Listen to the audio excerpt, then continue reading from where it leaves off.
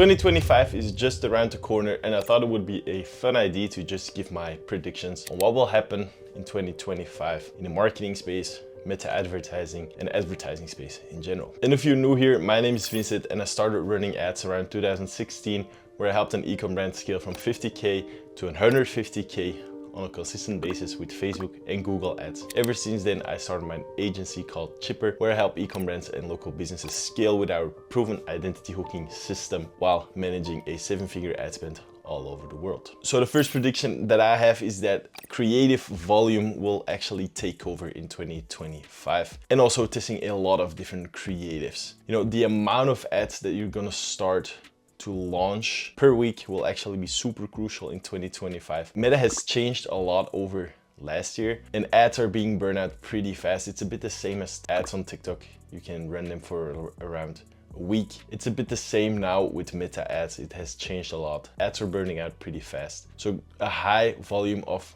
ads actually will be crucial to not only keep your audience engaged, but also to keep your ads fresh, not burn out, not create a high frequency in general. So a solid foundation of video ads as well as image ads will be super crucial and will get you the furthest in 2025.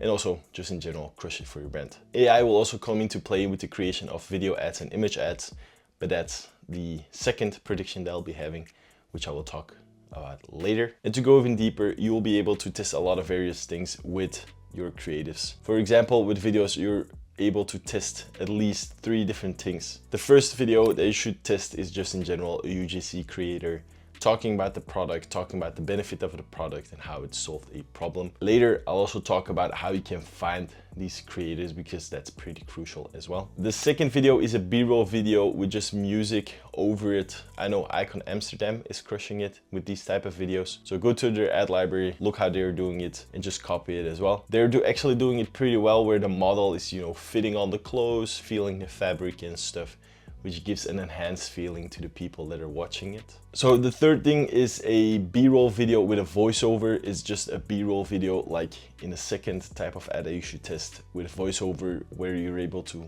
test a lot of different things from the hooks to the bodies, and just to create a really good video. For example, for one of our golf clients, we're chopping up a lot of different clips from influencers as well as videos that he gave us, and then we're overlaying it with a AI voiceover, talking about the product, talking about the pain and how it actually fixes it. And it's actually crushing them. So I suggest that you start using those as well. It's easy to make as well, because you can just get B-roll from influencers, and then you can add your own voiceover or an AI voiceover. And of course, I hear you asking, where am I able to find these creators? Luckily for you, there's a lot of different platforms out there. The main ones that we're using is Influy, Incense, as well as on Fiverr. You can find some pretty good creators, or you can just post an Instagram reel talking about that you're looking for influencers and that you're willing to pay for it for X amount of videos every single month. We've done this week for a client of ours. The video is not only going viral because you're getting a lot of shares, comments and likes, but in total we got around 160 comments of influencers that want to work with our brand. So that's also a super interesting way, because then you're already reaching your ideal influencers, you know, because they're following your page, they're commenting, engagement. So yeah, start using that as well to source influencers. And this brings me to the second prediction, and that is that we'll be seeing a lot more AI being used in ads. Not only AI generated images, you know, where brands use AI to mock up their products, or even AI generated photos just in total, but we'll be seeing a lot more AI being used in videos. So for example, tools like Arcat, Jog.ai, or even other type of tools are enabling brands to use AI avatars, so AI generated avatars, instead of hiring influencers. You will see a lot of them. I've actually seen a couple of them, of people even walking around, because that's how realistic the AI will get. And it's just a talking head. So you can use it for the B-roll type of video with voiceover, or just, you know,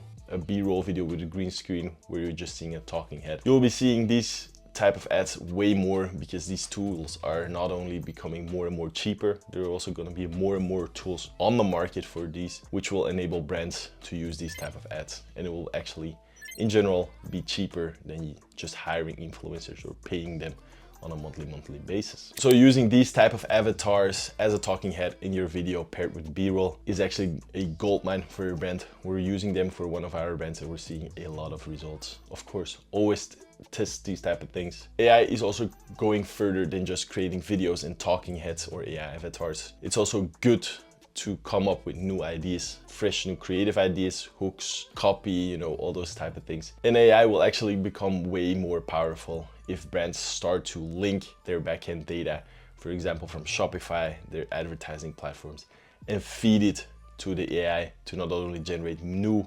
ideas, but also just optimize their whole advertising strategy. And the third one is actually maybe a weird one, but it's actually one that sounds pretty obvious to me, certainly with the rumors of it being taken down, and that is TikTok. That TikTok will die down even more the coming years. Also with the rumors that it's being taken down in multiple countries. But in general, the platform is starting to mature a lot. You know, it's been around since 2016, so it's around 8 years old, and we saw a big user spike around 2020. You know, with the lockdown, a lot of people had a lot of time to create those type of videos. In the beginning, also TikTok was paying creators a lot, not only to post and to influence people, but also with their free type of reach.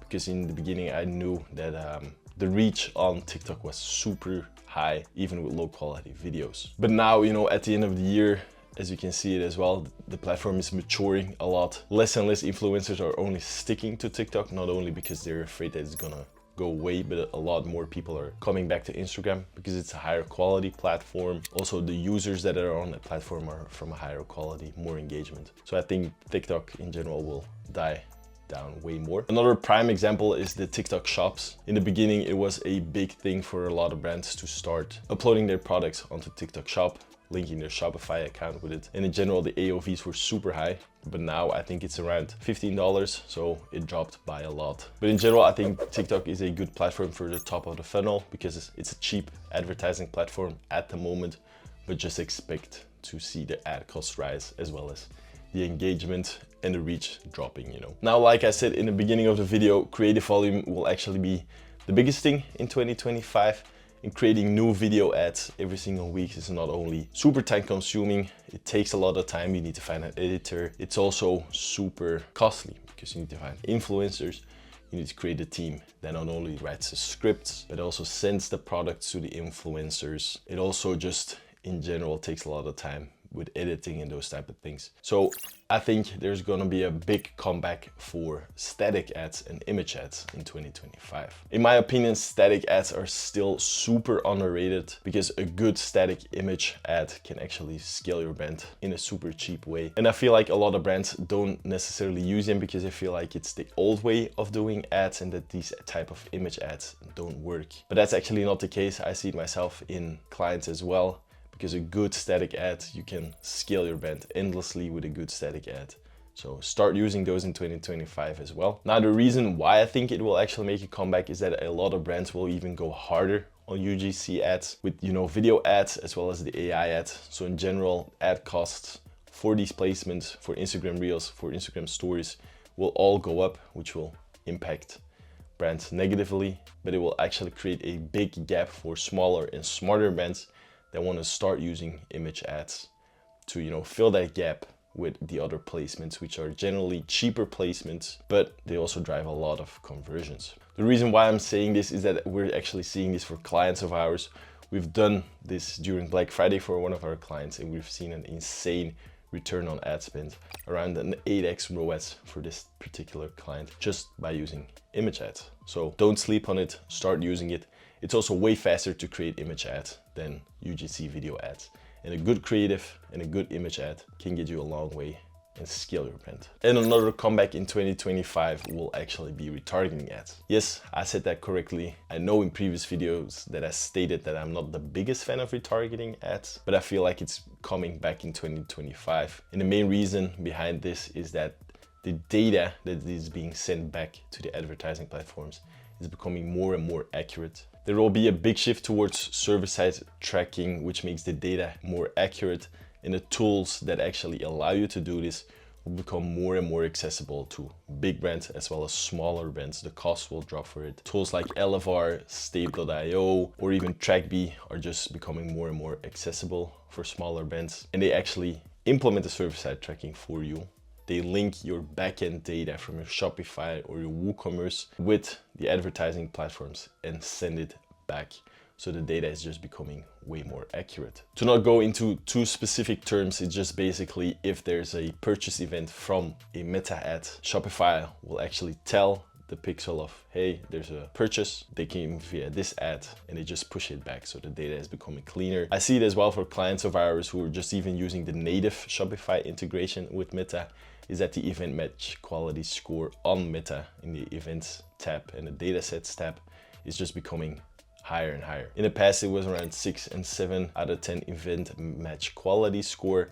But now with these tools, we're actually seeing an 8.5 to a 9.5 out of 10 of the quality that's being sent to. And that's a big thing because then Meta knows exactly via what ad people are converting because it's all linked with the backend data. And then you can not only start to advertise way better, you're able to advertise better creatives, make better creatives, and the ad cost in general will drop because you will know what type of ads are converting, what type of ads are not working, and that way you can implement it and scale your brand way harder. And this all links with the retargeting ads because the data is getting more accurate, so you know the amount of people who not only bought but added to cart because the quality is better, so you can start running retargeting ads again way more efficiently. But only start running retargeting ads if you set up the server-side tracking correctly. If you want help with that, we're able to do those things for you because it actually creates a big impact, not only your advertising cost, but also on the performance. Now, these were my 5 predictions of the things that will happen in 2025. Of course, I would love to know what you guys think, so drop a comment down below. And of course, if you want help setting up your ads in 2025, click the link down below. You can book a call with me personally and we'll discuss how we're able to help you scale your brand in 2025. Now, thank you very much for watching this video and I'll see you in the next one.